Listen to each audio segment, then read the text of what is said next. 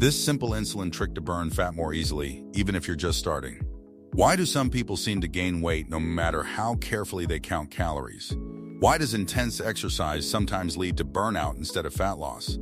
And why can one night of poor sleep suddenly make cravings feel impossible to control? For decades, the dominant narrative around weight management has revolved around willpower and arithmetic. Eat less, move more, stay disciplined. But what if the real driver of fat gain isn't simply how much you eat, but how your hormones respond to what you eat and how you live? Metabolic health researcher Dr. Ben Bikman has drawn attention to a powerful idea.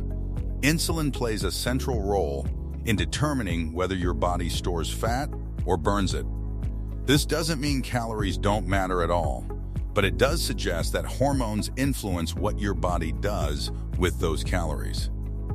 If insulin remains elevated most of the day, your body is nudged towards storage. If insulin levels fall appropriately between meals, your body can access stored energy more easily. The difference between burning and storing may depend less on effort and more on internal signaling. Insulin is essential for life. Without it, the body cannot regulate blood glucose properly. It allows cells to absorb nutrients and use them for energy.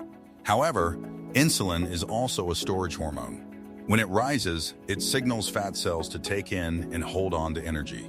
In a healthy metabolic system, insulin rises after a meal and falls afterward, creating a natural rhythm between storage and burning. But modern eating patterns often disrupt that rhythm. Frequent snacking, highly refined carbohydrates, sugary beverages, and constant grazing keep insulin elevated for much of the day. If insulin rarely falls, the body rarely shifts fully into fat-burning mode. This raises an important question. If someone eats 6 or 7 times a day, even if portions are modest, does insulin ever truly drop low enough to allow fat release? And if it doesn't, is the struggle to lose weight really about laziness or something more physiological? Many people attempt to solve weight gain with drastic action. They dramatically reduce calories. They eliminate entire food groups overnight. They commit to punishing workout schedules. Initially, the scale may move, but often fatigue, hunger, irritability, and eventual regain follow. Why? Because extreme approaches create stress. And stress triggers cortisol. Cortisol is the body's primary stress hormone. It exists to keep you alive. In dangerous situations, cortisol ensures that glucose is available for immediate energy. It breaks down stored glycogen and even stimulates the production of new glucose.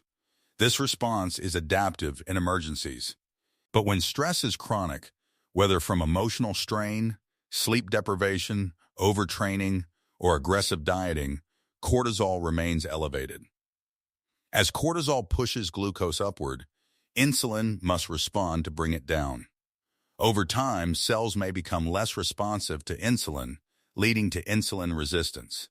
When this happens, the pancreas produces even more insulin to compensate.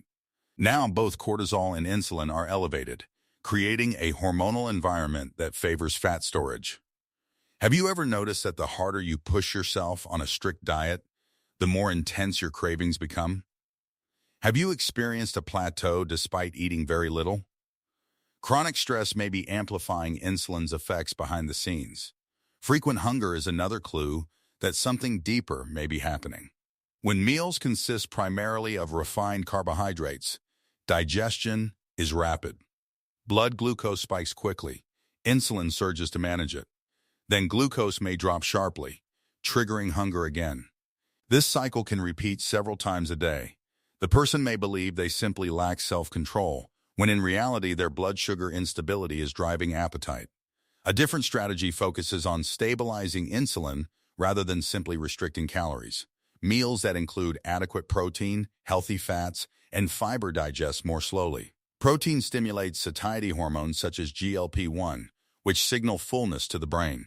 Fats delay gastric emptying and contribute to sustained energy. Fiber slows glucose absorption. Together, these components blunt dramatic insulin spikes and extend satiety. When blood sugar remains stable, hunger often decreases naturally. People frequently report that they eat less without trying because they simply are not as hungry. Is it possible that the secret to eating less is not forcing restriction, but building meals that prevent extreme hunger in the first place? This perspective does not necessarily demand the complete elimination of carbohydrates. Extreme restriction can create psychological stress and increase the likelihood of binge behavior. Instead, carbohydrates can be consumed strategically. Eating them as part of a balanced meal rather than alone as snacks can moderate their impact. Consuming protein and fat first may slow digestion. Including fiber further tempers glucose release. Over time, as blood sugar stability improves, cravings often diminish.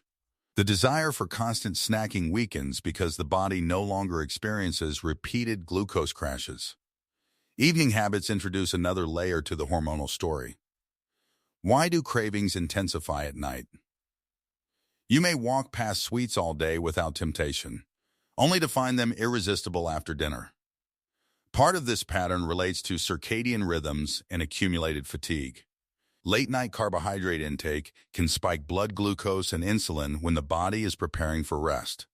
If glucose then drops during sleep, the sympathetic nervous system, the fight-or-flight branch, may activate.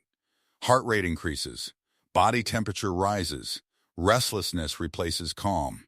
You may wake in the night without understanding why. This is where sleep becomes central to metabolic health. What if one of the most powerful fat loss tools is not a new diet, but consistent, high-quality sleep? Research shows that even a few nights of restricted sleep around 5 hours per night can significantly increase cortisol and stress hormones like epinephrine. At the same time, insulin sensitivity declines measurably. In controlled laboratory conditions using gold standard testing methods, participants developed reduced insulin sensitivity after only several days of short sleep. That means the body required more insulin to manage the same amount of glucose. Have you ever noticed stronger cravings after a poor night's sleep? Greater irritability? Reduced motivation to exercise? These experiences are not merely psychological weakness. They reflect hormonal shifts. Cortisol rises. Insulin works harder. Appetite-regulating hormones such as ghrelin and leptin become disrupted. The next day feels harder because physiologically, it is harder. Improving sleep, therefore, is not about laziness or luxury. It is a metabolic intervention. Sleep is regulated by circadian rhythms, light exposure, temperature changes, and nervous system balance. Thanks for watching. Don't forget to like and subscribe to our YouTube channel.